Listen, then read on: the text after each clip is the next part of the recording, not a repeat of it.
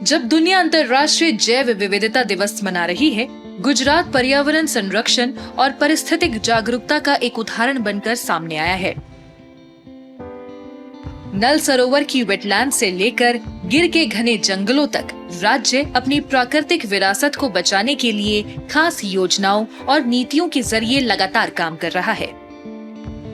सरकार से और से हमें पूरी सहायता मिलती है, जैसे कि हमें डिफरेंट टाइप के जो घासीस वगैरह को बचाना होता है तो हम उस हिसाब से काम करते रहते हैं, और जो प्रोटेक्शन वगैरह होता है तो उस हिसाब से हम काम करते हैं। बायोडाइवर्सिटी थीम के लिए जो हम पंछियों के लिए ज़्यादातर हमारा प्रोटेक्शन का रहता है तो हम उसके संरक्षण के लिए करते हैं। जो फ्लोरा फोना वगैरह होता है उसको जो वेजिटेशन वगैरह ज़्यादातर होता है कुछ एरिया में, तो उसको हम अलग अलग हिस्सों में से थोड़ा थोड़ा निकाल के, और जो दूसरी स्पीसीज होती है उसको हम वाटर लेवल वगैरह मेंटेन करके भी उसको हम मेंटेन रखते हैं। नल सरोवर बर्ड सेंचुरी तरह तरह के पक्षियों के लिए स्वर्ग है।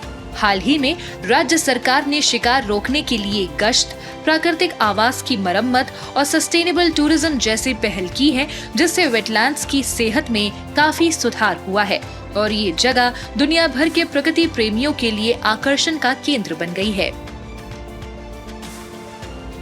हमारे गुजरात में सरकार बहुत गंभीर है इस विषय में कि गुजरात में सबसे ज़्यादा आप देखें तो वेटलैंड है।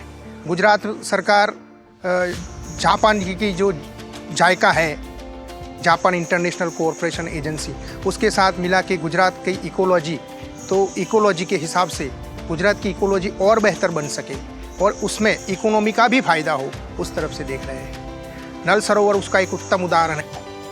गुजरात में अब जैव विविधता कॉरिडोर बनाए जा रहे हैं ताकि जानवर सुरक्षित तरीके से एक इलाके से दूसरे इलाके में जा सके और प्रकृति की कड़ी बनी रहे। ये ग्रीन रणनीतियाँ गुजरात के टिकाऊ विकास और जलवायु से निपटने की बड़ी सोच का हिस्सा है। चाहे वो नल सरोवर की वेटलैंड्स की रक्षा हो या गिर के शेरों की सुरक्षा, गुजरात का बायोडायवर्सिटी मॉडल साफ है। संरक्षण करें, पुनर्स्थापना करें और आगे बढ़ें। जैव विविधता दिवस के इस मौके पर गुजरात फिर से ये संकल्प लेता है कि हर पक्षी, पेड़ और जीव इस खूबसूरत पारिस्थितिक तंत्र का हिस्सा बना रहे।